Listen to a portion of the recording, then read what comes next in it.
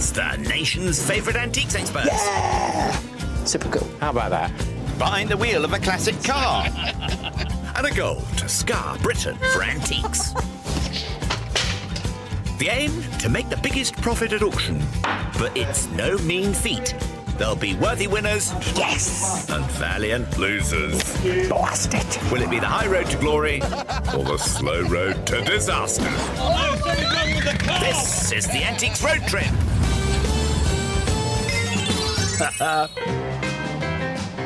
We are about to witness the genesis of a brand new road trip twosome. How excited are you? I'm really excited. And a bit like Adam and Eve in the Garden of Eden, our couple kick off from Kent, the Garden of England. Oast houses and all. Have you ever been in a car like this? Not whilst it was moving. Today we present the fusion of delightful debutante Stephanie Connell and venerable veteran Charlie Ross. Oh, gosh, we're going backwards, matron. Hold on. Handbrake. Oh, dear. Look left. Oh, we're all right. All clear. Yes, clear left, Charlie. I was hairy. Don't worry, Steph. He'll calm down eventually. Who is your dream road tripper to be with? It's you. Don't be silly. You're just saying that No, because I'm not. driving. I'm not saying it. It's true. It's you. Crikey, I didn't see that coming. Steph from Surrey specialises in entertainment memorabilia. Who doesn't like games? She started out collecting stamps and became an auctioneer at the mighty Bonhams before deciding to pursue a career as a dealer. Oh, that's nice. Steph's also a real film buff No Star Wars, no Batman. who loves the golden age of Hollywood. Oops! One for the bloomer reel. What's your favourite film? Probably Kind Hearts and Coronet. Oh, wonderful. Oh, Alec Guinness. Alec Guinness. Did he play about 8 different people? Yeah, all the family. Auctioneer Charlie is, of course, playing himself. Likewise, their 1963 Hillman Super Minx. It's a good roomy car, this We one. had 3 kids between us. We could put them on the back seat. We'll just sort of fill it with antiques instead. Good answer, Steph. You know the rules, do you? Ooh, I think we get £200. We do. To buy what we like. Yeah. And then we have to take them to auction. I think she's ready. Our pair will set out from Sevenoaks with every intention of seeing an awful lot of Kent before taking the route both north and west, journeying through the Cotswolds and visiting Wales, then heading back east to finally finish up in Leicestershire at the delightful town of Market Harborough. Today, we'll say, that's all, folks, after an auction in Folkestone. But we start out in the aforementioned town of Sevenoaks. Well, Steph, I've got some antiques to buy, so look after my little minxie. I'm going shopping. So while Steph moves on, somewhat gingerly, all clear, off you go. It's a bit hairy. Like the music, Sevenoaks is the home of Roto Sound Strings. Heard on the tunes of many great bands, and especially The Who.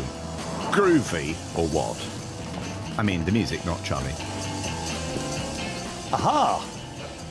It must be Mark. It is. Good to meet you, Charlie. Yeah, lovely to see you too. And Thank you. you very much for having me to this fabulous part of the world. Fabulous shop too, Charlie.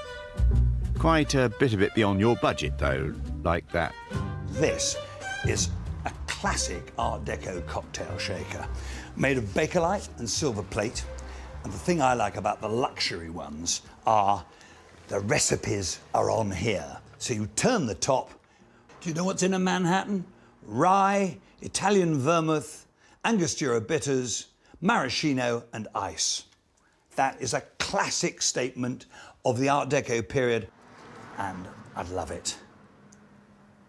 It's £680, and I'm not surprised, but unfortunately, the budget will not allow it. A little bit further into the trip, and you might have had the funds, eh, Charlie? Now, what's he seen? Ooh. I recognise this. Maxime's, one of the most famous restaurants in Paris, and this is an old menu. And Maxime's was featured in Franz Lehar's wonderful opera, The Merry Widow. You'll meet me at Maxine's, where all the girls are dreams. You'll always feel much better for meeting Les Grisettes. And that's the names of all the Grisettas who then dance the famous can-can dance. Da da da da da da da da da da da in their frilly skirts. It's wonderful. But can you afford it? Mark? What's the story behind that? Well, that was given to a friend of mine in Barbados. It was Michael Winner's. No. The late film director and restaurant critic.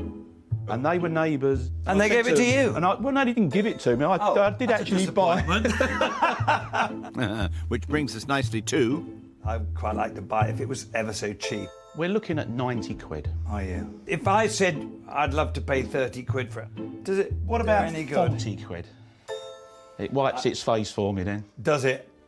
If it wipes its face for you, who am I to argue? I'll buy it because I love it. First blow to Charlie. Now, let's catch up with his young rival. Oh, someone driving around on a classic motorbike. There we go. I think it was a Triumph. Don't mind that. How's the Minx? It's such a lovely car. The sound of the engine just purring. But I'm not adept at driving a classic car, obviously, as it is my first time, so I'm a bit in and out of the gears. Oops, Steph's off to her first shop in Wateringbury, where the stream of that name once powered 3 watermills, popular with amorous swans. Oh, sweet. And today, where Steph takes her very first road trip dip, so to speak. Let's get hunting. Let's.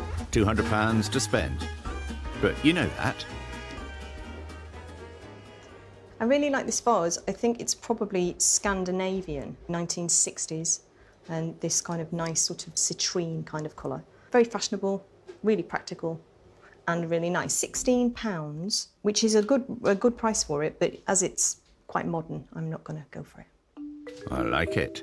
The woman has principles. So ladders are very popular at the minute from a design point of view rather than an antiques point of view. £55 though. A lot for steps. The design's kind of reminiscent of a biplane, and I know there was a maker of steps like this called Hatherley who made steps that were supposed to improve your servant's working day. But they're nice. All very promising. Now, with her Charlie, back in Sevenoaks. He's already bought that menu. Anything else? Right, look at this. Nothing really, is it? What is it? Where does it come from? Well, it's a headrest, or better still, a neck rest, and it's African. It's probably 100 years old, no more than that. I've seen them make a lot of money. I've seen them make no money. And you know me, I love a gamble. Mark? Charlie. Oh.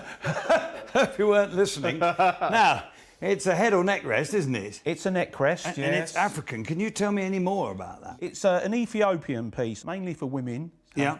Maybe because of the scowl. When they do these elaborate head do's, Yeah. it would keep them off the ground when they was sleeping. Something I wouldn't need. How old is it? 1910, 1920? I mean, I'm asking... It's quite fun. £65. Are you? Tell me what you'd be happy paying for it. You don't want to ask that question, I can tell you. I'll tell you what I'd be happy paying for it. It'd be 20 quid. But, you know, I know. Make it 25 and it's yours. Are you sure? Yeah. I'll have a go at it. It's a bit of social history. Absolutely, yeah. Done deal then, for 2 items. £65? 65, yeah. So, with Charlie taking his leave... Well, I'm going to have a little bit of lunch, then I'm going to have a sleep. Thanks for that. What's up, Wateringbury, where Steph has those steps on her wish list. Aesthetic movement. About 1880. So the aesthetic movement's like a late 19th century design movement, similar to the arts and crafts, inspired very much by Asia and the new kind of available Japanese artworks that they'd never been seen before because you weren't able to import and export out of Japan. People like Christopher Dresser bringing those ideas over. So it's very much inspired by that in bamboo, but it's pretty. Ah, something she saw in the window earlier. It's this woodworking plane. I don't know a great deal about woodworking tools, but I know certain planes can make over £1,000. So I'm going to take a punt that it's interesting and take it to auction and see what happens. I think dealer Jackie can look forward to some plain speaking. Hi, Jackie. Hi. Now, I don't know anything about it, but I know the market for woodworking tools is pretty hot at the minute, especially planes. So I'm going to take the plane, if that's okay. Great. And it's it's £10, so that, there's no haggling at £10. I'm also interested in the aesthetic movement table. Yes. And the ladder. Okay. So could you tell me what your best prices are? I can do a good price on the ladder. It's 55 at the moment. Yeah. You can have that for 30. Okay, yeah. And what would you like to offer on the table? I think it's 60 at the moment. I was thinking about 35. That'd be great. Yeah? All right, well then I'll take That'd be all perfect. of them. Lovely. Thanks very Great. much.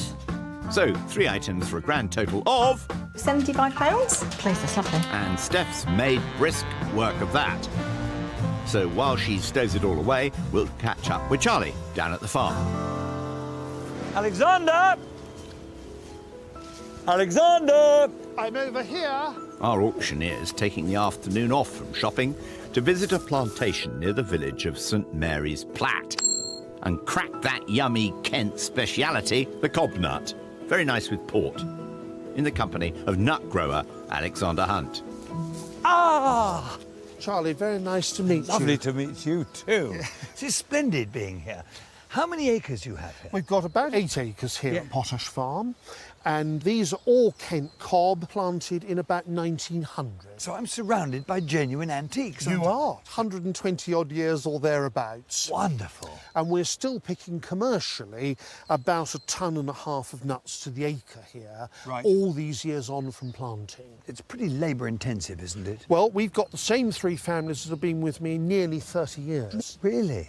And a bit of a race between us and the squirrels, as you can imagine. The cobnut, which was originally cultivated from the wild hazelnuts of the hedgerow, has been a nutritious staple of the British diet for a very long time. They were first recorded by a Neolithic man. Good grief, thousands of years ago. Thousands of years ago, as a very early form of protein, and of course they could store them for several years, as indeed we can. Right. And there are a few cobnuts from last year, which are brown and much sweeter and drier than the lovely fresh green cobnuts that I'm just picking off the tree there. Yeah. Look at the difference between the two. Extraordinary, and presumably a great difference in taste. Great difference. I mean, there's a huge market for the fresh green cobnut. Really? And then they gradually become golden and the nutty brown. Yes. And then we can store the nuts for several years just in shell. After a long period of decline, during which many orchards were lost, one of Kent's finest is in demand again. They're especially good in Southeast Asian dishes, for example. Plus, the versatile cobnut can be used for everything from cooking oil to cosmetics. But it's still a very long way from the nut's Victorian heyday. They had a very big commercial usage right up until the sort of 1930s, when cobnuts were taken by their truckload by rail to the cotton and woolen centres of the Midlands and the North, and they were used in the process of dyeing the camouflage uniforms in both World Wars. So the cobnut played really quite a part in the wars. Kent's codnuts, together with the county's much more famous crop, once attracted hordes of pickers down from London for a harvesting holiday.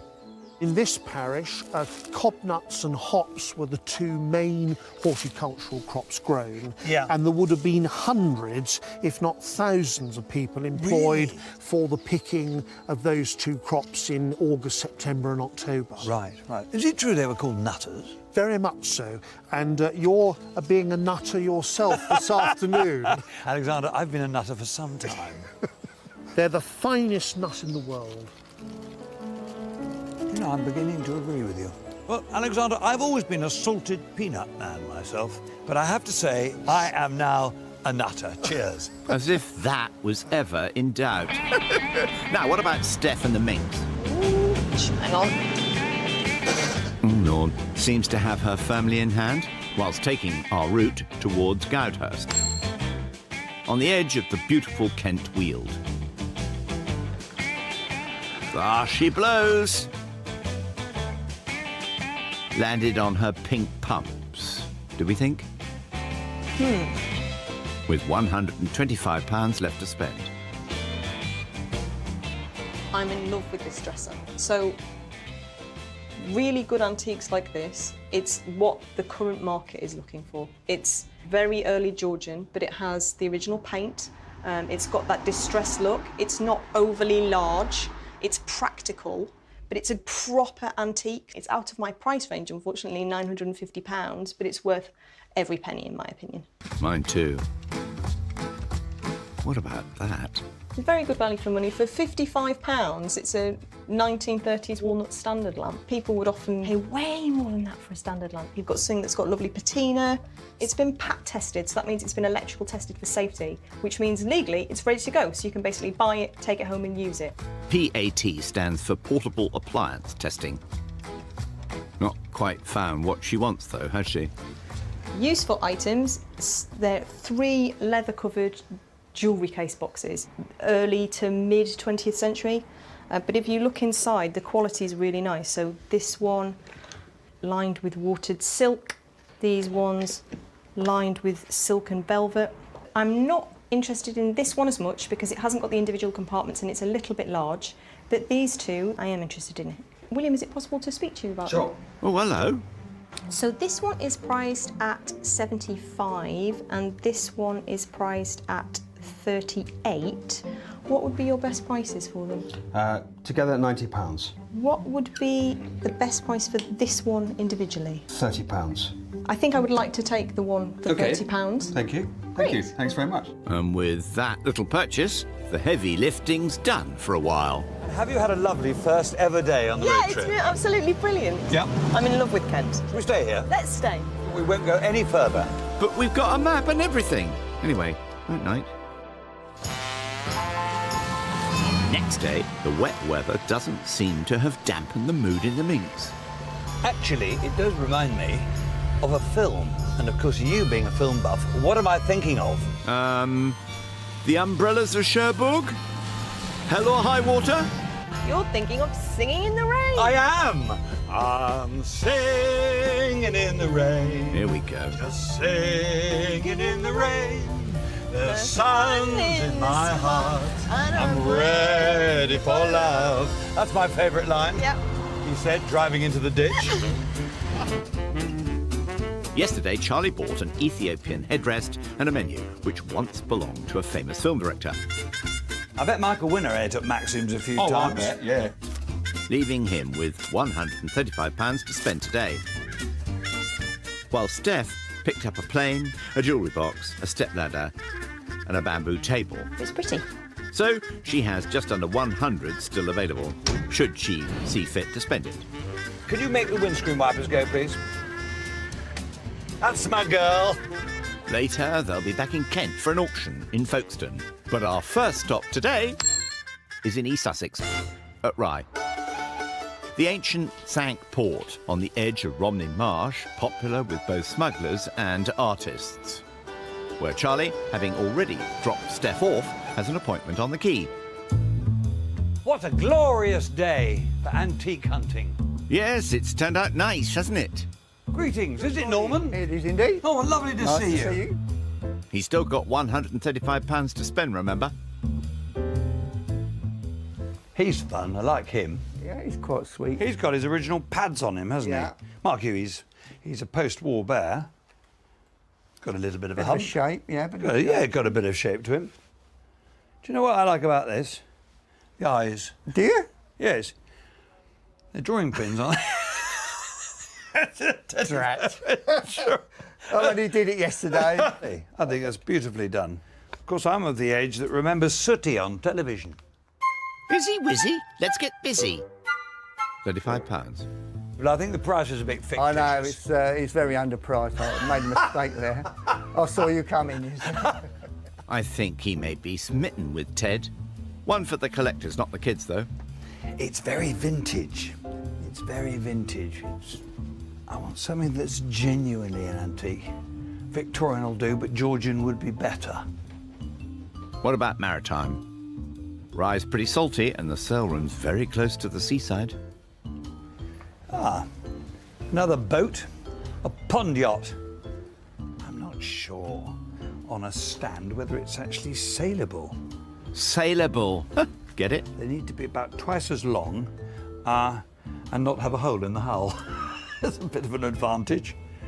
Aye, aye, Captain. Amplifiers, radios. There's a Bakelite radio there. They're quite collectible. They're very collectible. They're better in cream than in brown, I think. But there's one there, an old bush radio. Now that's the sort of radio my parents would have listened to. It's got all the wonderful radio stations on it.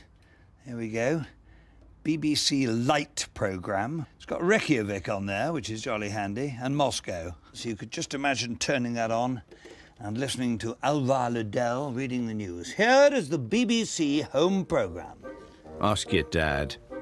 He's awfully nostalgic today.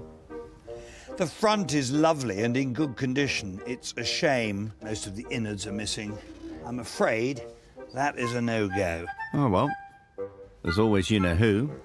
Norman, I can't see anything else I'm particularly in love with other than your small teddy bear. Oh, right. With the authentic drawing pin eyes. They could be old drawing pins, of They course. could be. They might be older than the teddy bear. When was the drawing pin invented? Ooh, now there's a good question. It is. Mid-18th century, apparently. Gird your loins. I'm going to make you a miserable offer for your Just a teddy minute. bear. Get your Right, hanky I'm out. ready. You got your hanky out? Yes, I'll tell you what, you probably need one for each eye. I think that will, with any luck, will make 20 quid at auction. Will it really? So, well, I think it probably will. Hang on, stretcher bearers. This one. Yes. So that means... No, I want to pay a tenner for it. I'll be Really? perfectly honest, I'm not going to beat about the bush. I think we can squeeze that. Can you? Yeah, I feel sorry for... You're a gentleman, you feel sorry for me. Thank you. Thanks, Norman. £10 for him. Thank you much. Thank you. Oh, look at that. Yeah! So while Charlie and furry friend depart, make sure he's got his belt on. Come on, Teddy. What about Steph? Well, making sensible use of local transport, it seems, in the Kent town of New Romney, where she's come to take a ride on what was once the world's smallest public railway. Hello. Hello, I'm Nice Steph. to meet you. Pleased to meet you. You Danny? The Romney Hythe and Dim Church might be a mere 15-inch gauge, but it was conceived and built as a proper line to carry passengers and goods, and not just a tourist attraction. Just ask the general manager, eh? Danny, how did it come about? Well, two guys who were into motor racing, they were into model steam railways, and they decided that they would build the best railway system that the world had ever seen. Those two founders were the racing drivers Captain Jack Howie and his friend Count Louis Zabrowski, the man who drove the original Chitty Chitty Bang Bang cars. The Count had already built a 15-inch gauge railway in the grounds of his Kent mansion and was about to bankroll the new project when, in 1924, he died at the Italian Grand Prix. And then Captain Jack Howie really made it his life's mission that he was going to complete what he and his friend had set out to do. And he spent the rest of his life here at New Romney owning, managing and developing the railway. I've lost my friend. I really will make this happen. The new railway opened in 1927 and was an immediate success. So Howie soon set about extending it a further 5 miles to the lighthouse at Dungeness, making the line almost 14 miles long and requiring 9 locomotives to carry the booming passenger numbers. All of the originals, with their evocative names, are still in use today. Danny, I understand that this was the only way for commuters to get into Hythe. Well, that's right. This whole area was very sparsely populated. There wasn't a regular bus service, so the railway was the way, so that genuinely people could go about their normal business. And we were still operating school services until 2 or 3 years ago for up to 150 children. Oh, my At gosh. one time, that required the railway to always be available because we never wanted the school to not have its students in. Yeah. When the war broke out in 1939, this part of the coast was in the front line, and the railway certainly played its part. There was even an armoured train. This, in fact, is the locomotive that was part of the armoured train, obviously covered in plates then, and with a vehicle either side of it which carried the army personnel, and they would ride in it and claim to have shot down a plane or two, but really the important thing was it gave confidence to the people who were running the railway that they had some protection. Now all aboard, Steph. Time to get your uniform on. Bid farewell to Danny. Bye. Nice to meet you, Steph. And say hello to driver Ian. It's so loud when you're in here. I wonder if she has a favourite train movie. The Railway Children. The Lady Vanishes, perhaps. Or 310 to Yuma. How fast are you going now? About 8 miles an hour. 8 miles an hour? Oh my gosh, at 20 it was like it's a Oh, we're getting up to 20, don't worry. Meanwhile, in Dimchurch, have I got grit in my eye, or is that Trevor Howard?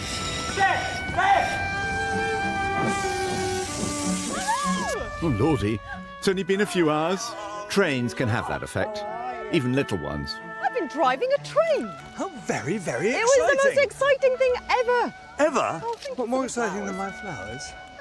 Yeah, probably a little bit more exciting than your flowers. Oh, that's very disappointing.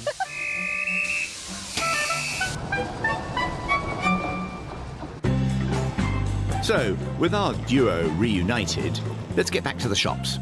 Look what I've got for you. Kentish cobnuts covered in Belgian dark chocolate. Yes. Delicious. Thank you. A pleasure. You want to try one? What a good idea. Let's try one. Nice? Oh, yeah. Anyway, when they're quite refreshed, they'll be arriving at the village of Appledore, next to the level crossing. More trains. Station Antiques. Steph has £95 left to spend, and Charlie a wee bit more. Right. Ladies first. 125. Meet Anthony and Val. Hello. Hello. Mr. Ross. Oh, Mr. Ross. Yes. Yes, your reputation precedes you, Charlie. Now, what'll it be for Madam and Sir? I want to buy an antique, but I don't want to lose money. Ah, that old refrain. Well, that's certainly an antique. Very original. Georgian toolware, tin really, spice box with a compartmental interior for all your spices.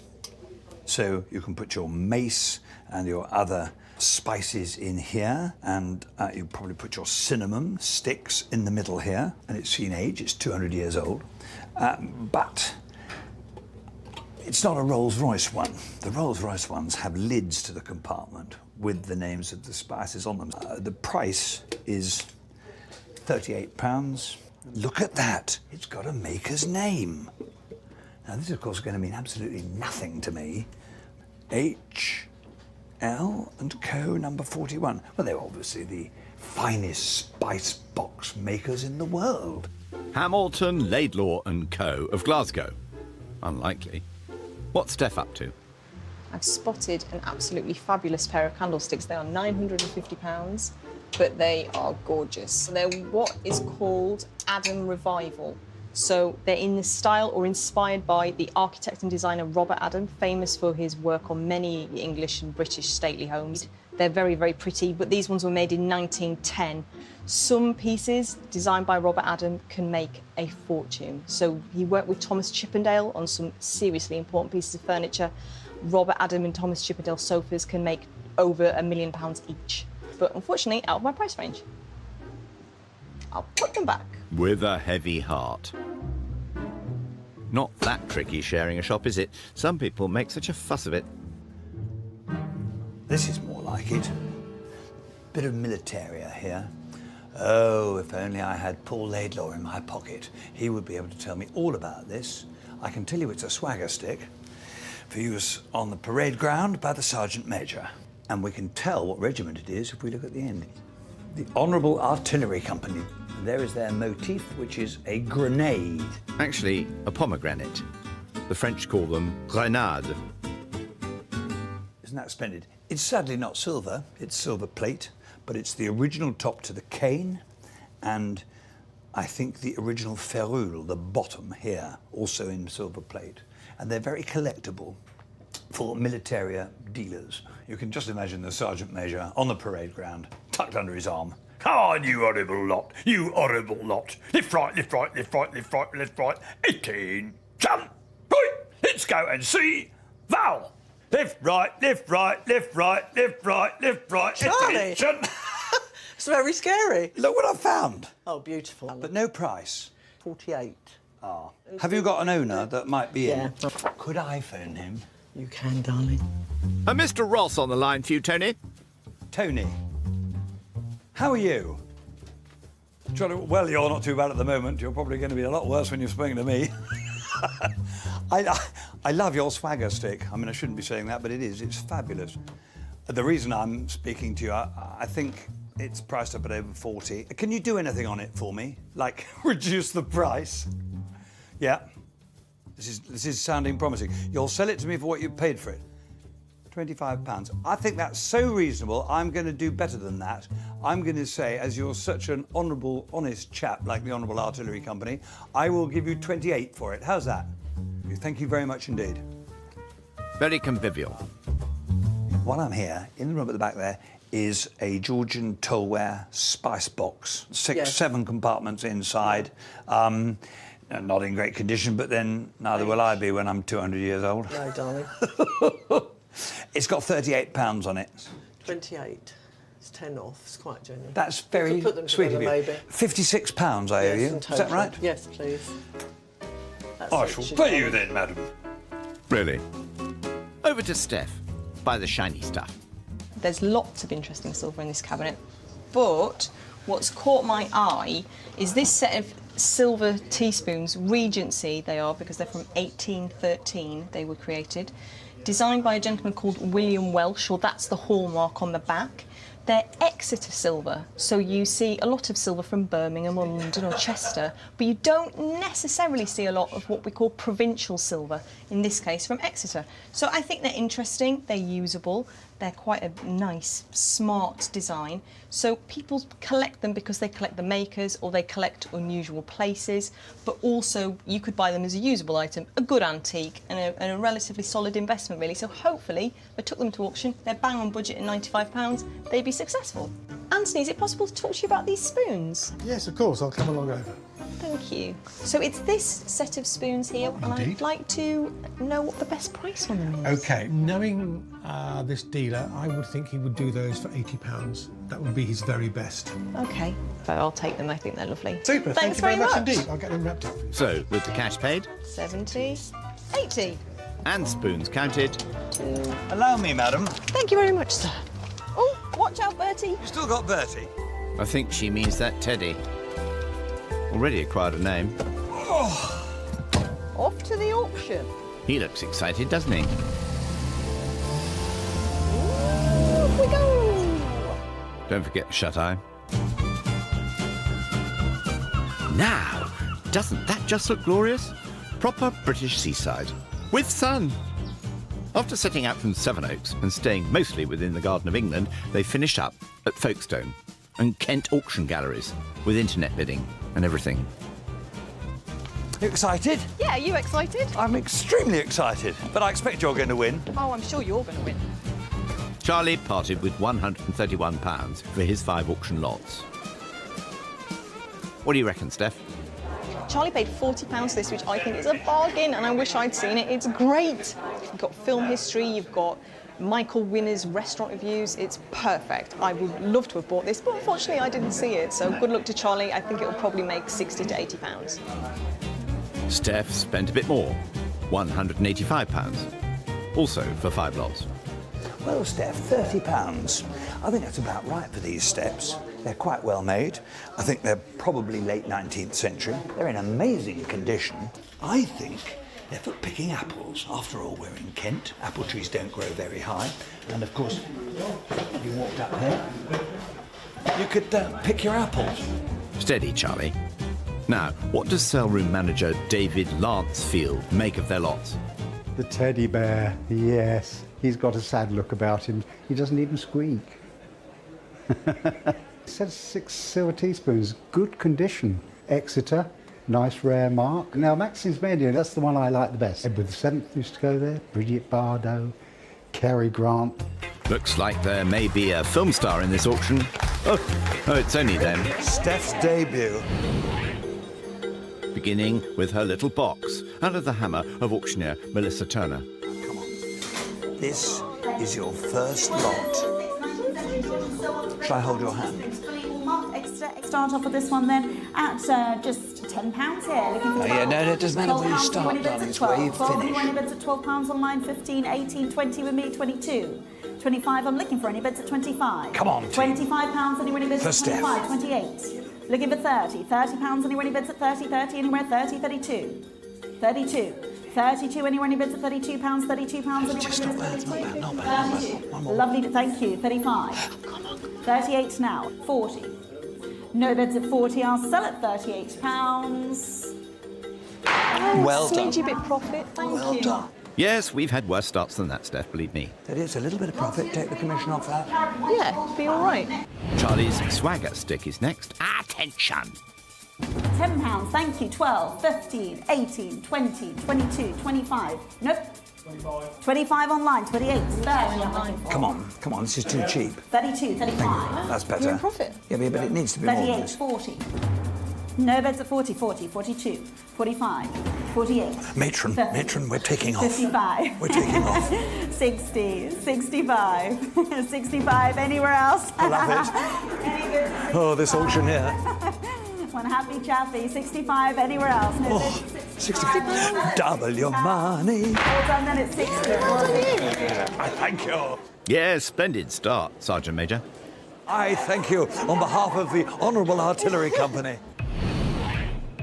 Now, Steph's biggest buy. Start off with this one then at just £30. £30 anywhere Come on. 30, £30 anywhere, 30 under, 32 online, 35, 38 I'm after. Any bids at 38? 40 now, 42, 45, 45 in the room looking for 48. £48 anywhere, any bids at 48, 50. £50, 50 in the room, 55 I'm looking for now, 55. 55 and 60. £60 online now, 65. Yes. Look, you see, I told you they go online. Now any bids at 70. £70 anywhere, any bids at £70, £70 anywhere, any bids at 70. 70 is what I'm after. You're nearly there, Steph. In the room at £65, last chance to bid now. All done then. That's a shame. Just fell short. I take my hat off to you for buying a proper antique. Charlie's spice tin.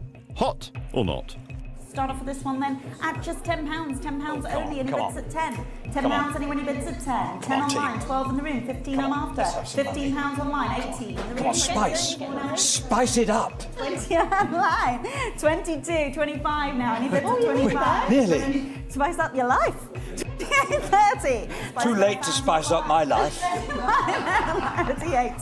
40, anywhere, any bids at 40, 42. Oh, it's a profit. It's a £40, anywhere, any bids at 45, 45, any more, 45. Oh, you're in good profit. 48 is where we're at, 50 is the next bid. Any bids at 50, no bids at 50, we'll sell at £48. That's amazing results. I'm happy with that. And so you should be, Charlie.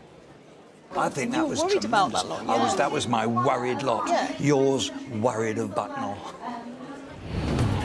Steph's plane. Will it take off? Start off with this one then at They put them just £8. Oh, come on, it's cheap. Big doughy brown eyes, they're begging. Not mine, there. Thank you, there we go. Look, there you go. 10, 12. It's flying. 15, 18. 18 is what I'm looking for, any bids there? No bids at 18, I'm selling at 15. £15. Just what the doctor ordered. That's good, it's a profit. Don't you worry.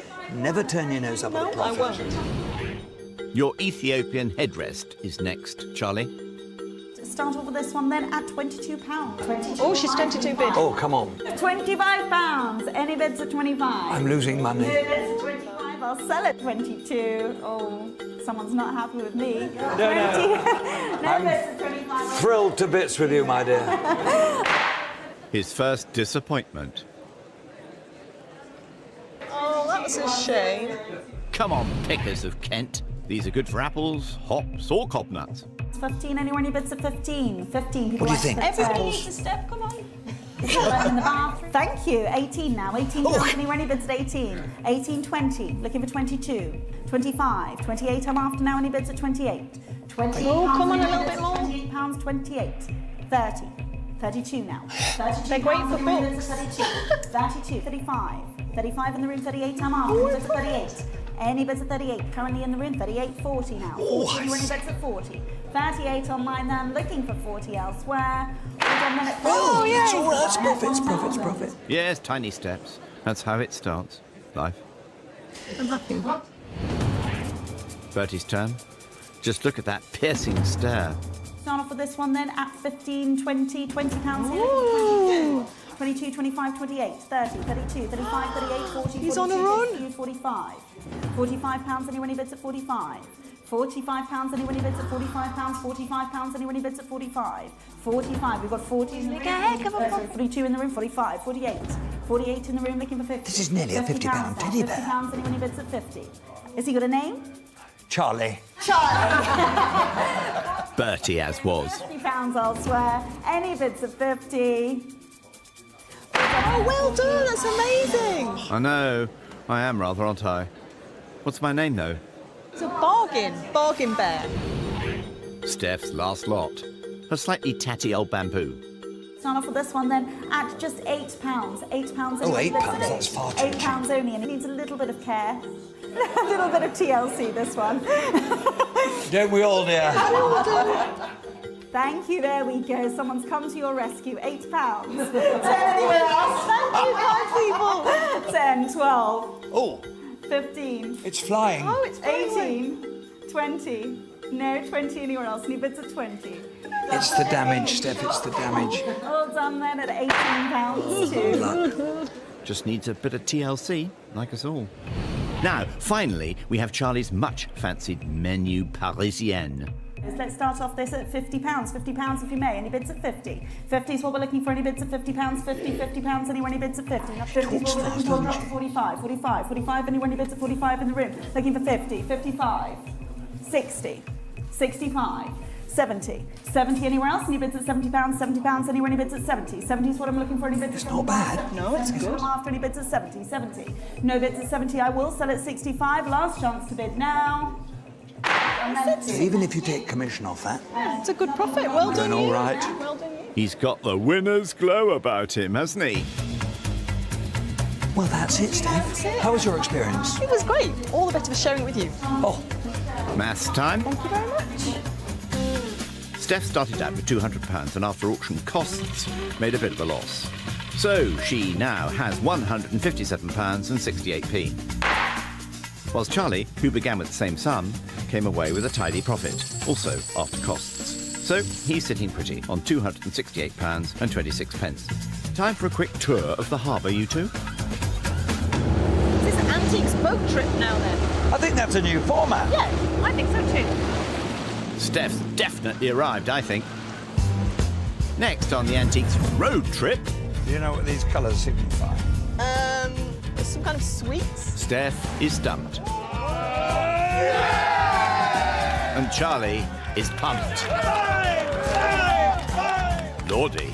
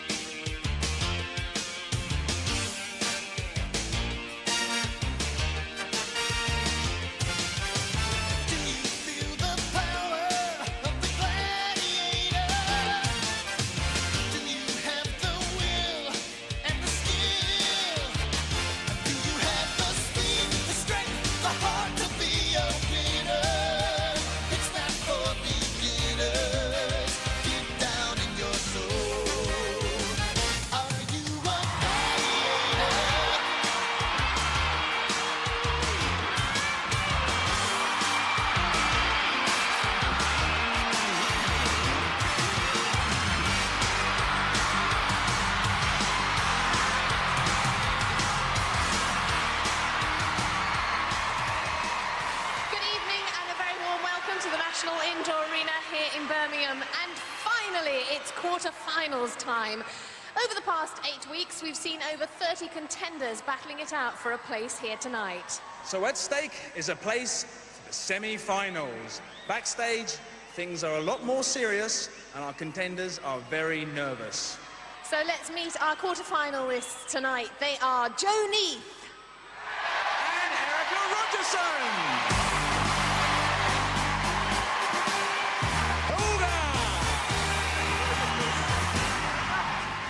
Joe, looking very mysterious as you came down there. Now, this is the first chance we've got for a proper chat because you had to jump in during the heats as a reserve when Rachel Colwick injured herself. So, how are you feeling? Oh, I mean, I did jump in. I only had one game and then the eliminator, but I still had to do the eliminator and I got through. Tonight, I've got a whole show to myself and it's time to prove myself and I'm really looking forward to it. And I suspect there might be another person in the audience looking forward to it tonight because you're really here because of somebody else, aren't you? That's right. It was my dad, Frank Neath, sitting in the front there, who got me involved. So it's all down to him that I'm here today. Well, he must be very proud of his daughter. And things could get really serious now because, as we said, at stake is a place in the semi-finals. How do you feel about that? Yeah, I mean, I'm just going to do the best that I can, put on a good show for everybody here today. That's the name of the game. Competitive as well, and have a good time and try and get through to the next round. Well, let's hear it for Joe Neath.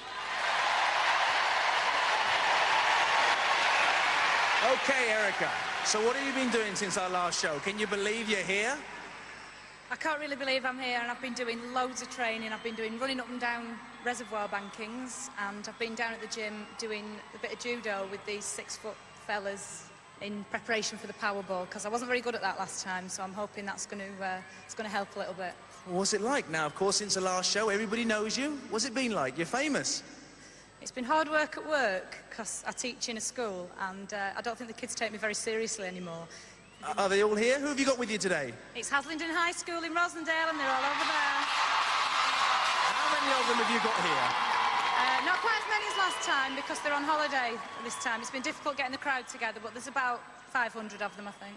The important thing, are you feeling confident? I'm feeling good, yeah. Okay, Erika, get yourself ready. Off you go. Erika Rogerson. Let's meet our male quarter-finalists tonight. They are Dean Pollen and Phil Campbell. Hold on. Come on, Phil. Hi, Dean, and a very, very warm welcome to the quarter-finals. How are you feeling? Fine. I'm all warmed up and psyched up for this one. Oh, that's good to hear. Tell us, or remind us, I should say, what you do and where you're from. I'm a sales manager for a healthcare company, and as I said last time, make sure you donate blood. I'll get that one in for the transfusion service. But I live in a little village between Northampton and Milton Keynes. I've got to say the name, it's Gayhurst. Oh, very nice. Sounds very nice. And you're a good all-round fitness guy. You like all sorts of things. What sort of things do you like? Yeah, my major sport in the winter is typically rugby. And summer I like to do things like water skiing, mess around on motorbikes, anything that goes fast. So, any particular event you're looking forward to tonight? Same as last time, Powerball. Really? Well, I know that's your first event. Go off and get ready. Dean Pollen!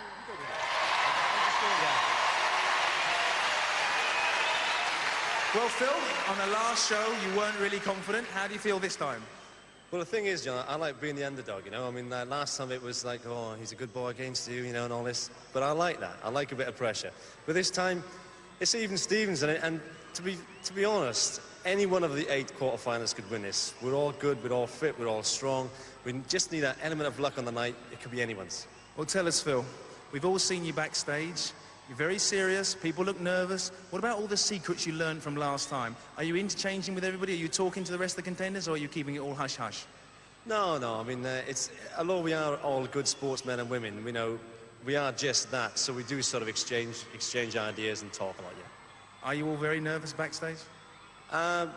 Before the first one now, yes, we are, you know, but once you get the first one in the belt, once the whistle's gone, that's it. It's okay. Well, let's get the show on the way. Off you go, Phil. Get yourself ready.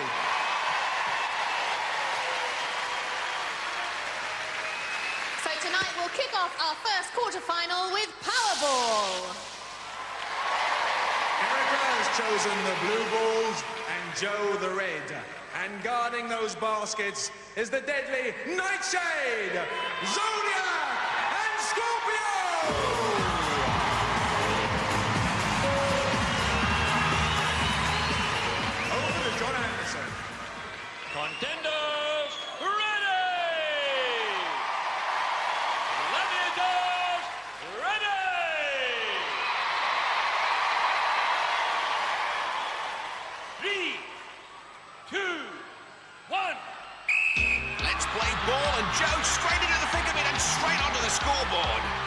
Nightshade doing a good job on Erika.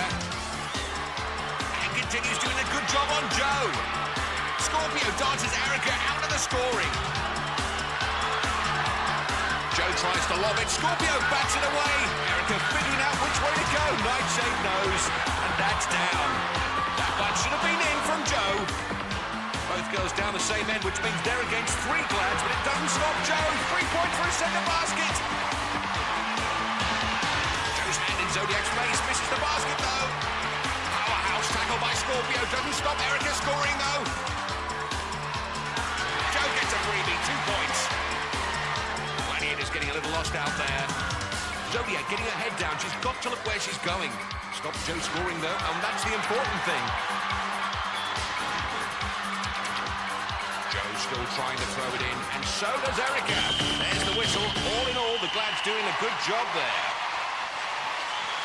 Erika with a lot of strength trying to power her way to the basket, but Nightshade equal to it and pushing her away all the time. Erika, it was hard, but you expected that? You've seen it all before? I had a bet with Joe before and I said, I bet you now a tenner, we'll get out there and Nightshade will be in front of me. She's a big girl. So I won the tenner anyway. I didn't win a fat lot else. Erika, you got 2 points. Joe, did you find it hard? It was tough going. Like you said, I'm the smallest contender, but managed to weave and duck and got a few in. I don't know what score I got, but I think I did okay anyway. But Joe, you do realise you got one of the balls in the centre basket, the biggest one. That's right, yeah, I just saw it and went for it and got it in. Joe, 7 points! Woo, thank you! Well done! Let's hear it for our Gladiators! Nightshade, Scorpio, and Zodiac!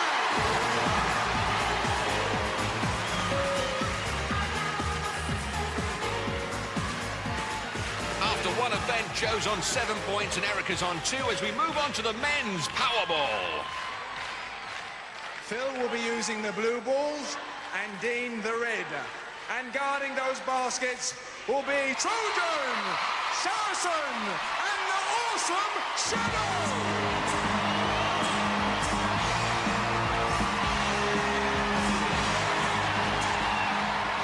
John Anderson. Contenders, ready! Gladiators, ready! Let's go. 3, 2, 1. Let's play ball. The speed of Phil taking 2 points. Dean taking 2 Gladiators. Phil again, pushed out of it this time. Dean, a rugby player. The ball somehow drops in. Phil, the speed of this guy is incredible. His body went out of legs there. Great dive from Dean. Trojan never saw that coming. But he didn't see Phil at all then. Saracen on Dean. Phil, Trojan's missed him again. Middle basket, 3 points and another 2 from Dean. Contenders are fast. It has to be said, as we move into the quarterfinals, these guys leaving no doubt as to why they got this far in the competition.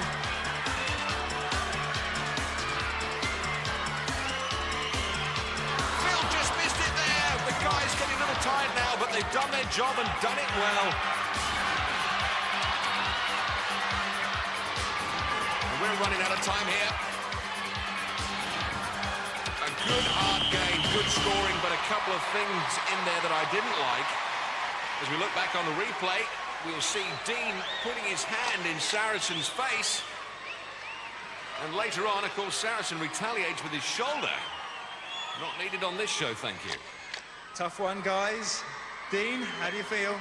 Excellent fun, John. Superb. I've just pulled half a pound of carpet out of my top teeth, but loved every minute. Some good hits in there. They did excellent. Now, you're used to that, aren't you? A little bit worse than that. You tend to get a little bit more off the ball, but they tried a couple. I thought I saw that coming. Well done, Dean. You got 6 points. Phil, now, as you put the ball in the middle basket, we all saw you point to Saracen and looked like you said something. What did you say? Can you remember? I can't really remember, actually. You were just pleased to get it in there. I was so pleased, yeah. I don't know. I mean, sorry. You took some pretty tough knocks. Yeah, we did, actually. I mean, in the runs before this, it was quite heavy. Well, that was even heavier going. I tell you, my legs felt like lead towards the end, because these boys hit you hard. Well, you did well. You earned it. You got 7 points. Well done. And let's have a word from our gladiators. Saracen, the first man. Yeah, these boys come along. They think they sussed us out, and they come along. These are quarterfinals now. They're playing harder, but you've got to admit, we do play much harder than they do.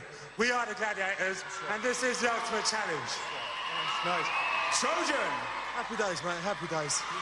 Not too bad. Is it getting harder? Yeah, it is. These guys are the cream of the cream. I mean, they're very good, very fit. And we've got to combat that. And we're going to do it, and we're going to continue to do a good job. Well done. The big man, awesome, Shadow. You know, the game's played a lot faster now. The contenders are a lot better than they were last year and the year before that. We've had to drop weight in order to become more flexible, more agile, a lot faster on the floor. But good credit to them. Yeah. Well done. Let's hear it for our gladiators. Trojan, Saracen, and the awesome Shadow.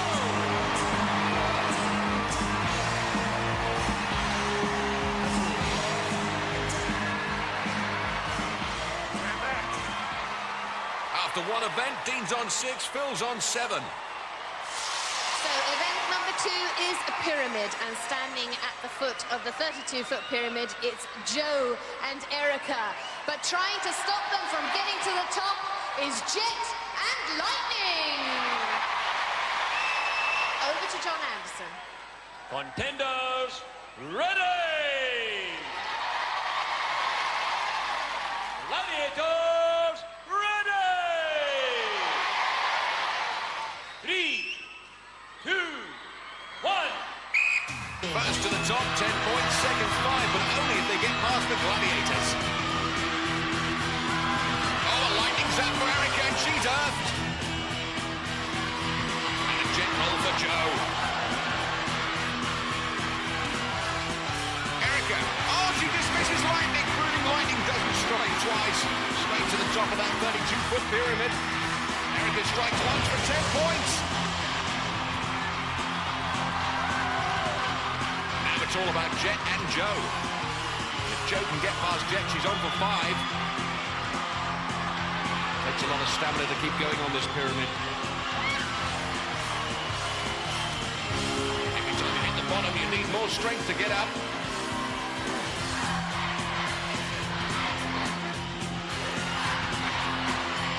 Joe having no joy with Jet. And that was her last chance. It's all over. Well done, Jet.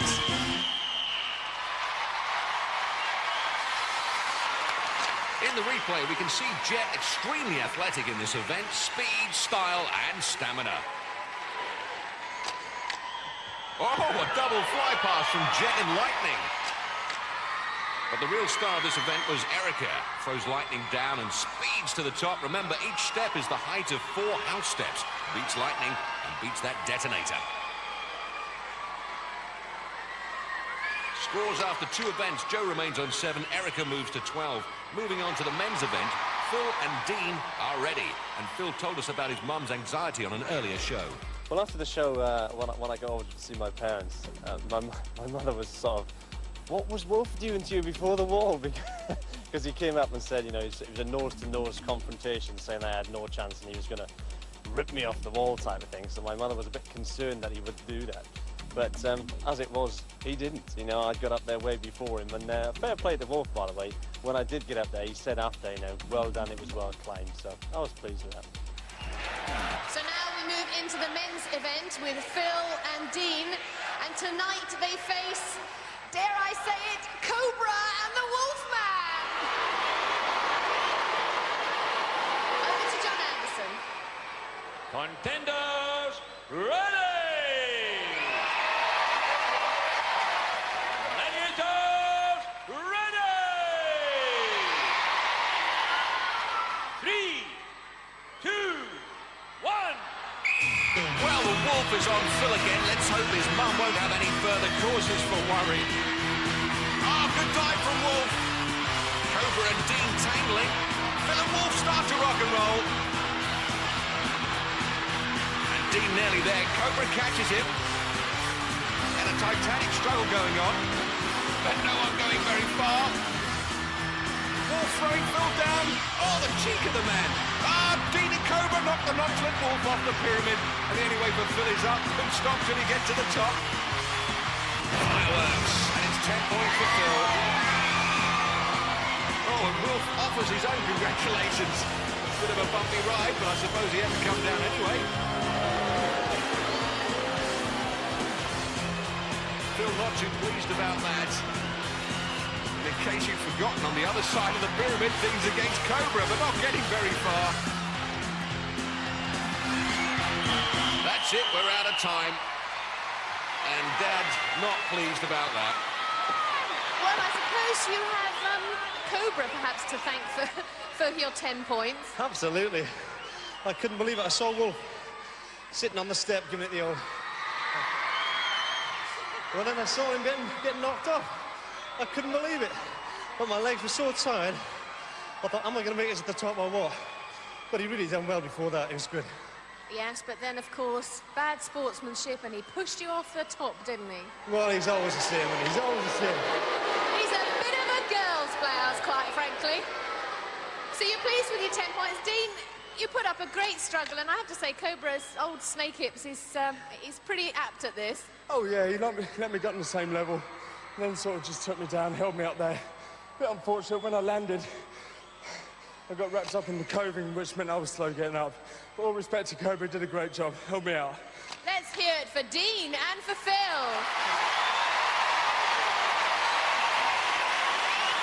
I've got to ask you, what actually happened? I'll tell you what happened. Quiet! I was winning quite easily. I had no problem. I was sitting there relaxing, wondering what to do next, and somebody fell on me. So what are you trying to say? What do you want done? I want him disqualified.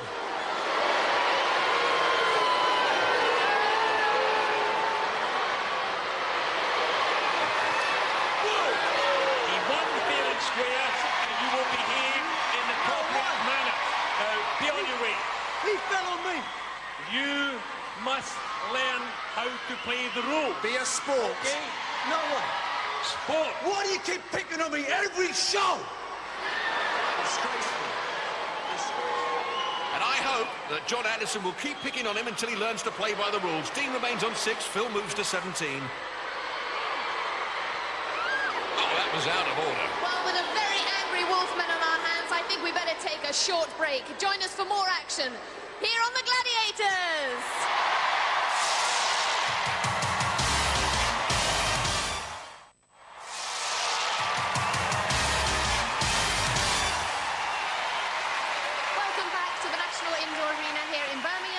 Part 2 of this, our first quarter-final. Well, you saw it for the very first time last week, and it's time again for poleaxe. And first up tonight, standing ready at the foot of her 36-foot pole, it's Jo Neath, and tonight she faces Falcon. Over to John Anderson. Mount the poles.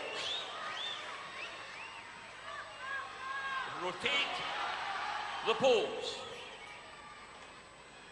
Move the bridges. 3, 2, 1.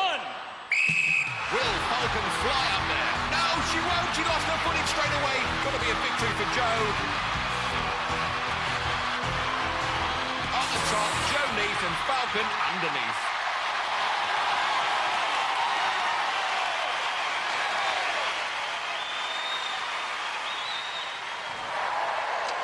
Replay, we can see that Falcon loses her hand grip and the rotation of the pole just swings her off. Won't be happy with that. Well, Jo, that really was terrific. She wasn't even halfway up when you reached the top. I tell you, don't think about it, just go straight up to the top. Hit the button and don't look down, whatever you do. So I suspect you're very, very pleased with 10 points. I'm over the moon. Absolutely brilliant, thanks. Well done, let's hear it for Jo.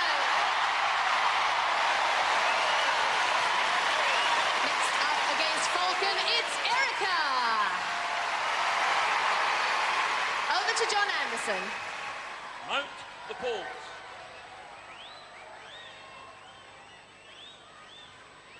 Rotate the poles. Remove the bridges.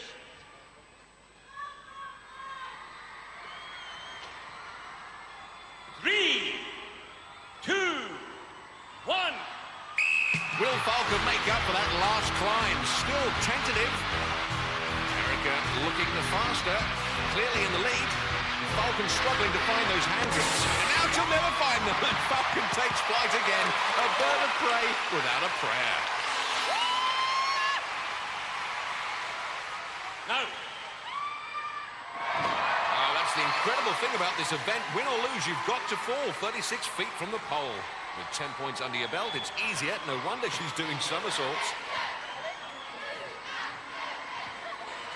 Humongous congratulations. It's not for the faint-hearted, this one, is it? That is brilliant. I think I'm one of the few people that actually really likes that. I think you're the only person who likes that one.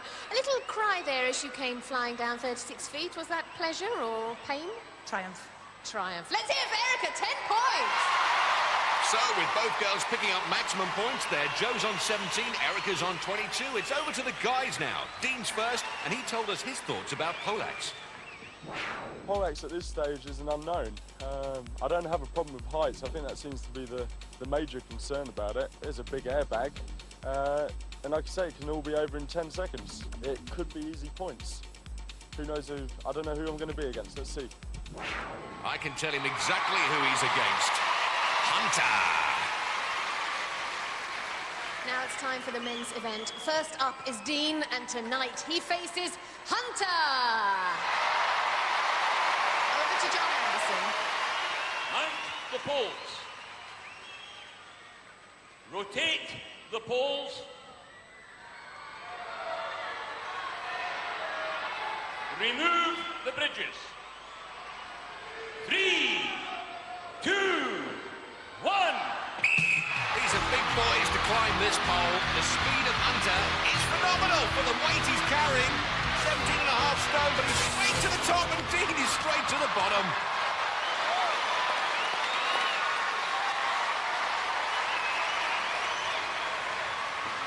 Dean, we did have a little chat about this event before you went up there, and I just want to ask you what's going through your mind when you're falling 36 feet.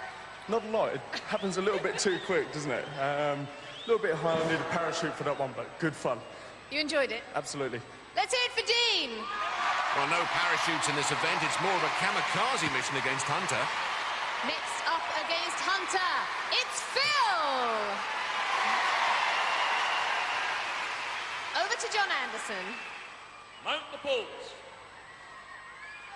Rotate the poles. Remove the bridges.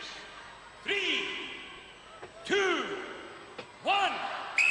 So, Phil's chance against Hunter. And Hunter climbing it like a spiral staircase. Both guys looking good. It's going to be close. Hunter's there and Phil's not. Oh, look at that, the agony and the ecstasy. And no wonder, because in the replay we see Hunter just beating him to the button, and Phil was feeling as down as his mum. Phil, at one stage there, I thought you were actually ahead of him. It's very deceptive, looking at the two poles. You looked as if you were ahead. Yeah, I mean, must have hit the button about half a second behind, but I lose. Half a second. That's it. That's all it takes. Let's hear it for Phil. Never mind. Hunter keeps a clean sheet, which means after 3 events, the scores remain exactly the same. Dean 6, Phil 17. Over to Fash. Event 4, tilt. Jo is on her platform, and she's going to be pulling against Zodiac. Zodiac with the disadvantage of being on the top table. Over to John Anderson. So she'll need every ounce of her 10 stone to tilt it back. Contender, ready! Gladiator, ready! Take the straight. 3, 2, First pull. 1. And she's not got her table back. Joe's kept the advantage, and she's a floored Zodiac. 5 points to Joe. And they loved every second of that. Just listen to Joe's supporters as Zodiac climbs back up. A great pull from Joe when you consider that she's over a stone lighter and 4 inches shorter than Zodiac. 3, 2, Second pull. 1. Zodiac's got it back this time. It looks like Joe's struggling. And the tables have turned. Zodiac pulls one back. We can see once that table's back, Zodiac certainly knows how to pull. Well done, Joe. Yeah, it wasn't too bad. I mean, the first one I got her off, no problem, but it's all on tactics in the game. I mean, OK, I'm small, but it's tactics, technique, it's the name of the game. Well, you've got a few more to go. Well done, Joe. And next up to tilt is Erika, and she's going to be against Panther. Over to John Anderson. Let's look at the Cat's stats. 10 stone 5 and 5'6". Contender, ready! Gladiator, ready! 3, 2, First pull. 1. Panther gets a table back. Oh, she's lost the rope. She's lost her footing. Oh, that was a nasty landing for Panther. Face first, feet right over the back. Panther in a lot of pain there. Erika's with her. Gladiator Dr. Theo Peters straight to the scene. Well, in the replay, we see how bad that fall was. She flies off face first, and Erika knew immediately something was wrong. Panther being stretched off and obviously not anticipating this occurring. Erika spoke about tilt earlier this morning. I think I should do all right on the tilt because I've got the old body weight on my side and I think I'm fairly strong. But I've not actually practiced that one yet, so fingers crossed, that might be a good one. Impressive statistics from Erika, 5'7", 10 stone 7. So, Erika's up for her second pull, and because of the accident to Panther, she'll be facing Zodiac. Zodiac 2 inches taller, but giving away 7 pounds. Over to John Anderson. Keep the straight. 3, 2, Second pull. 1. Zodiac gets a table back, precariously balanced. Not sure she's allowed to kneel down like that, but John Anderson's letting it go. A battle of wills as well as strength. It's a question of who's the first to wilt on the tilt. She's already picked up 5 from her first pull, and she'll get 2 here if she hangs on for the draw. Oh, Zodiac doing well in a difficult situation. We're out of time. Let me assure you that just as soon as we get news on Panther and her condition, we'll let you know straight away. Well done, Erika. I hope that hasn't affected you, that accident to Panther, at all. Tried to put it out of my mind because, you know, new Gladiator, just totally different. She's a lot stronger as well, let me tell you.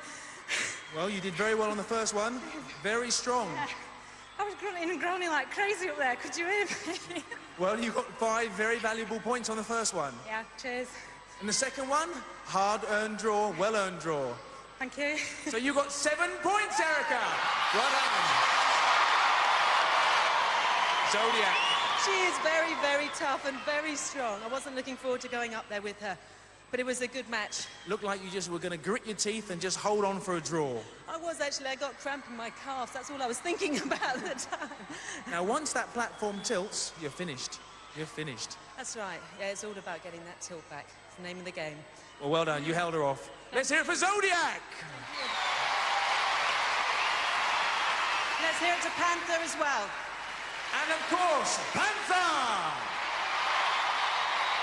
Girls scores 22-29. And the first of our male contenders is Dean, and he's going to be facing one of our biggest gladiators, the Warrior!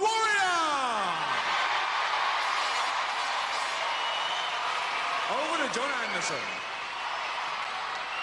Take the straight. And a bit of testing going on out there. 2, First pull. 1. Warrior gets his table back. And I don't think we're going to see that usual nonsense with the one hand and waving at the audience today. Dean, a tough, strong man. And Warrior has to get his entire body weight back there. Will we see the big man beaten?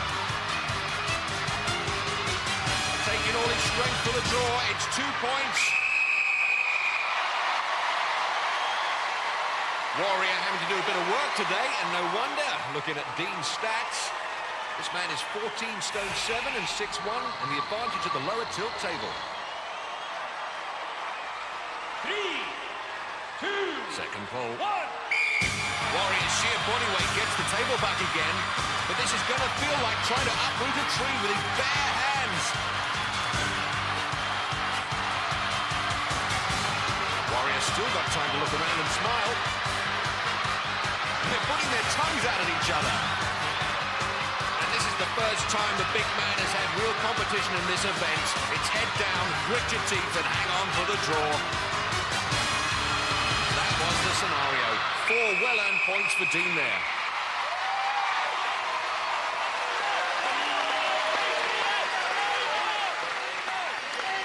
Dean, you deserve those 4 points. That was a stalemate, eh? Absolutely, yeah. Did he do his one-hand tactic? I couldn't see it. No, he didn't. He put his tongue out a little bit, and he had a little bit of a smile, but he didn't go the one hand. I was having a lot of fun. Obviously, I was one of the biggest contenders, so he knew he had a bit more to do there. But we just dug in and went for the 2 points. Well done, Dean. You got your 4 points. Big man, Warrior. We thought we were going to see the one-hand tactic where you wave at everybody with one hand. I didn't want to take no chances. I didn't want to do my hair or anything. So I thought, stay up there. But he's a good, strong lad, and that's the way we like them on Gladiators. Just like him, OK? More of you, more of you. But you did have time to smile and put your tongue out. Oh, absolutely, John. Always got time to smile, especially for the camera. Well done. Let's hear it for Warrior! Still undefeated! From now on, Warrior might do a little less posing and a little more pulling. And last up is Phil, and he's going to be facing Trojan! Over to John Anderson. Trojan looking to put that 17 stone to good use. 3, 2, first pull. 1. Phil. Oh, incredible pull! Mind you, in his Navy days, Phil used to haul a huge field gun around in the World Tournament, so he's used to shifting big weights, and Trojan's a big weight. He's giving away 3 inches and just over 4.5 stone, but that's not stopping him. Hit the straight. 3, 2, second pull. 1. Trojan not getting that table back, and Phil and Gravity are the winners. Phil pulls a maximum of 10 points.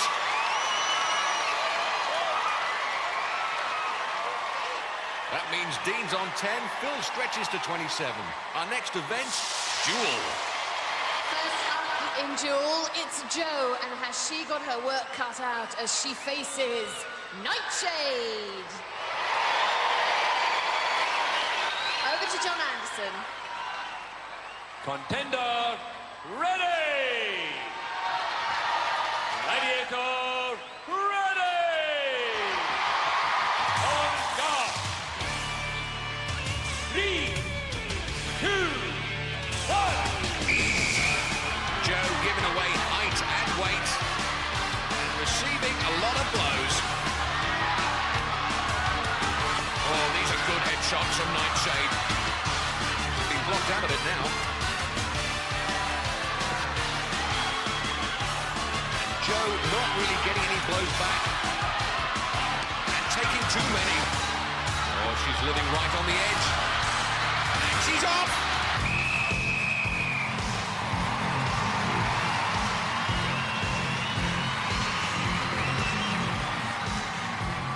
In the replay, we can see her feet right on the edge, and she couldn't get her weight back. As a result, another one bites the dust. Next up, our teacher, Erika Rogerson. Big, strong girl. She'll be hoping to teach Nightshade a lesson.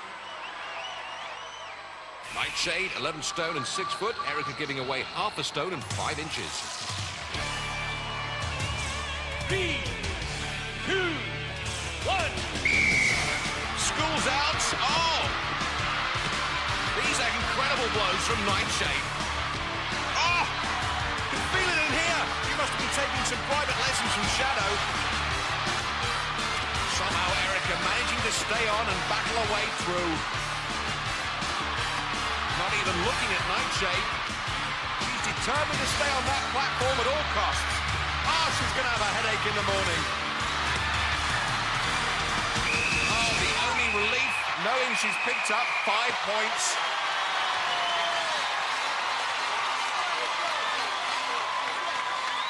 Good job she was wearing that helmet, because in the replay we can see Nightshade gave her some stick.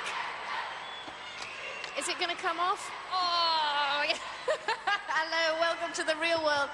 A lot of defensive work there initially, but 3 good recoveries, and you stayed on and picked up 5 points. I couldn't believe that. The hat was going further and further down. I just thought, oh, God, stop it. Well, you made a decent enough recovery 3 times to pick up that 5 points, and Nightshade, what can I say? Great work. You just go in there and attack. Yes, I think the best form of defence in duel is just to attack, attack, attack. And if you can avoid your contender having to throw any blows at all, well, that's great by me. Well, you've done some terrific work tonight. Let's hear it for Nightshade, and let's hear it for Erika. Well done.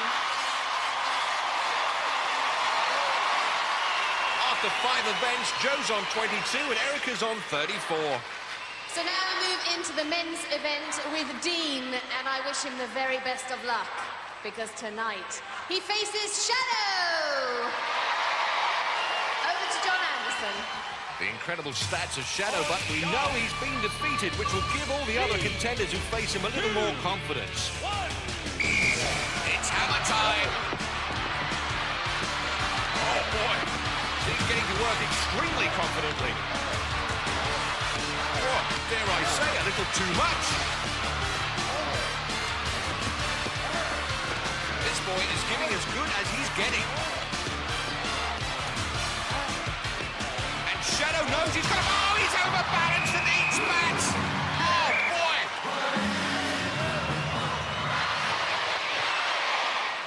Well, that's the sort of fight we like to see here on Gladiators. The noise was incredible. I mean, the batting of those clubs and the grunting from Shadow, it was terrific. Yeah, it was good fun. All I can say is the guy caught me with a lucky one. If I come back, I'm going to get him next time. Well, that's something to look forward to, hey, Shadow? Let's hear it for Dean. Next up against Shadow, it's Phil. Over to John Anderson. On guard. 3, 2, 1. Both guys holding off from that initial... Oh, my goodness, Phil's down. It can only be said that the Shadow is back.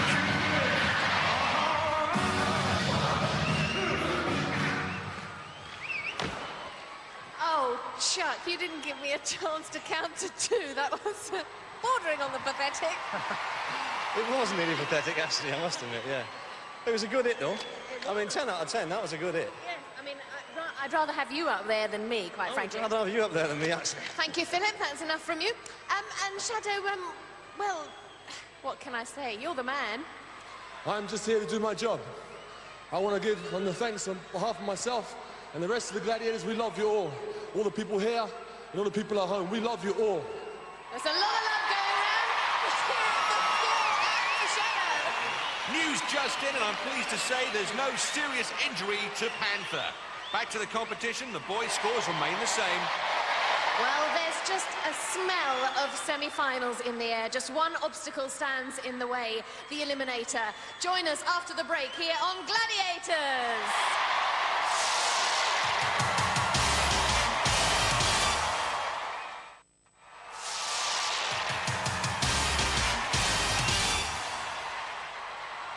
Welcome back to the National Indoor Arena here in Birmingham, where we're about to find out who goes through to our semi-finals. It's Eliminator time.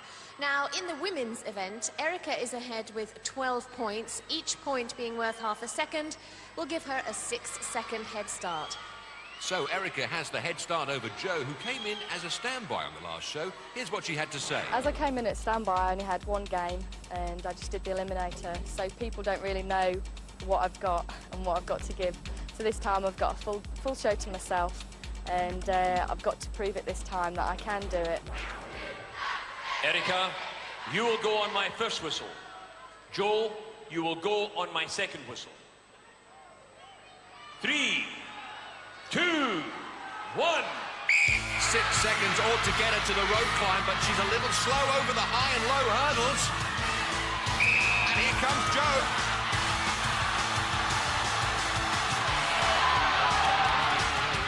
Good climb from Erika.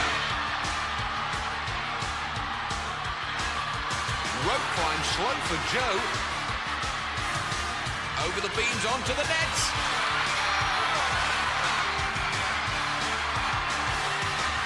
Joe fast on the ladder. And Erika, a whole cargo net in the lead.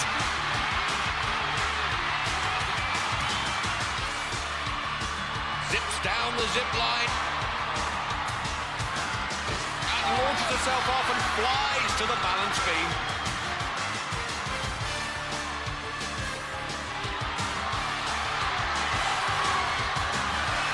Good landing. Now she's a travelator away from the semi-finals. Erika Rogerson, a teacher from Lancashire, is our first semi-finalist. And Joe does well up the travelator, completes it in one. Thank you very much, but a great contender. Congratulations, a place in our semi-finals. Yes! You needed that. Cheers, Joe. It was hard work, wasn't it? He just goes like that, you can't believe it. Everything's going through your head at the beginning, he's just going through it all mentally. And it just goes like that. Well, you kept it all to yourself. You said you weren't worried. I still managed to look behind her at the corner behind. I was going, don't fall off the beam, because I did that last time. Fell off the beam at the beginning. I was like, stay on, stay on, stay on. But brilliant, absolutely well chuffed. Congratulations, Erika. We'll see you in our semi-final. Well done. Awooga. Well, Joe, didn't go your way tonight, and I suppose all credit to Erika as well. She was very, very fast on that. Oh, yeah. Erika was a brilliant contender. 6 seconds, it is a long time when you're talking about an event like this, but I did my best, and, you know, everyone's a winner, I think. You certainly are. You tried very, very hard. I was really, really rooting for you, and so were about 3,000 other people that you've had here tonight. Yeah, can I just say a big thank you to my family, all my friends. I love you all. I mean, a lot of time and effort has gone in to making all the banners and being here tonight. Just a massive thank you. Well, it certainly has been a bonus to have you here because you came in as a reserve and you've had a show all to yourself. Let's hear it for Joe Neath.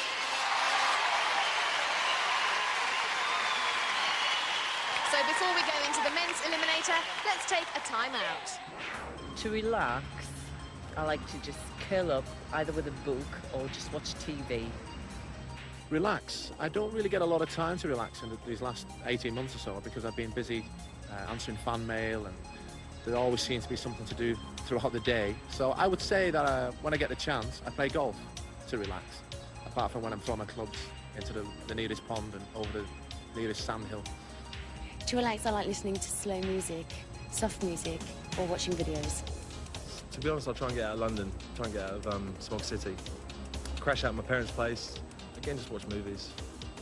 What do I do to relax? I spend time with my close friends and my family, and I like to go walking, get my hiking boots on and go for long walks in the park.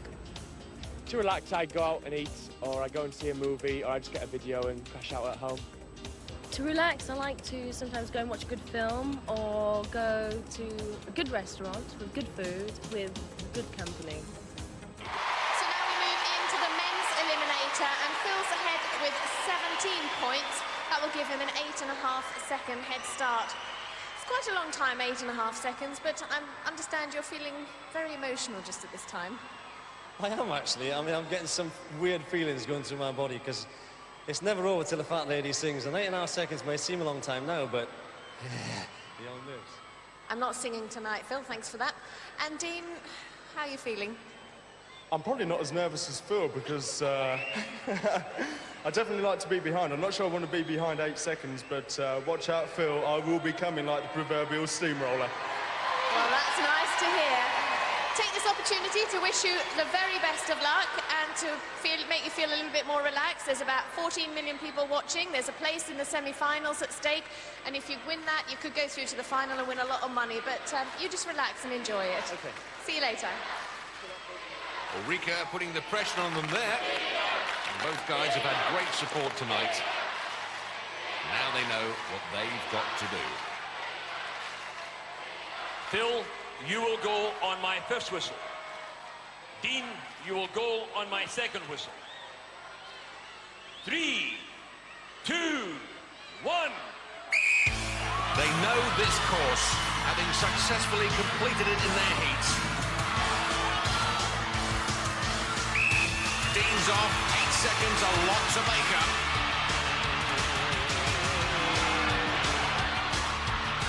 We know the problems it's given to contenders in the past. But it's not stopping Phil. He's taking full advantage of his lead.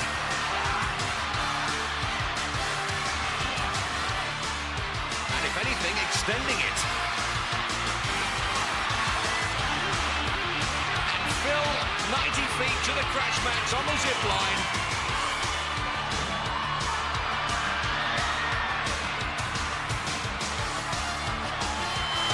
Miles behind now. Safely across the balance beam. And even time to get his breath back. Come on, Shams Donna, his girlfriend. And he does. Up the travelator. Phil Campbell, our salesman from Lee-on-Solent, swings into the semi-finals. Now Dean powers up the travelator on the first asking. Good contender. Well done, Phil. Congratulations, those 8.5 seconds. He was never going to make up that time. Thanks a lot, John. What a feeling, though. What a feeling when he comes through that tape. It's fantastic. Really is. Can you describe that feeling? Is it possible? No, you can't, actually. There's nothing quite like it. Your heart's going, your legs pumping. You're just almost a blank. It's amazing. Well, you've got one more time to do it, and you're through to the big one. That's right. 2 more wins to come, and the Duke's mine. Well done. Congratulations. Well done, Phil. Another winner on the Gladiators. Well, Dean, that 8.5-second head start turned out to be absolutely essential. It was too far. Unlike the first round, 3 seconds, he was in sight. I couldn't see Phil go. I knew he was fast on the eliminator. Didn't have a chance. All credit to him. Brilliant. One last thing. Thank you very much to my supporters. They've been absolutely superb. They certainly have. So Erika and Phil have secured themselves places in our semi-finals. Who will it be next week? Join us for more action here on the Gladiators. For safety reasons, do not attempt to recreate any of the events you have seen on Gladiators.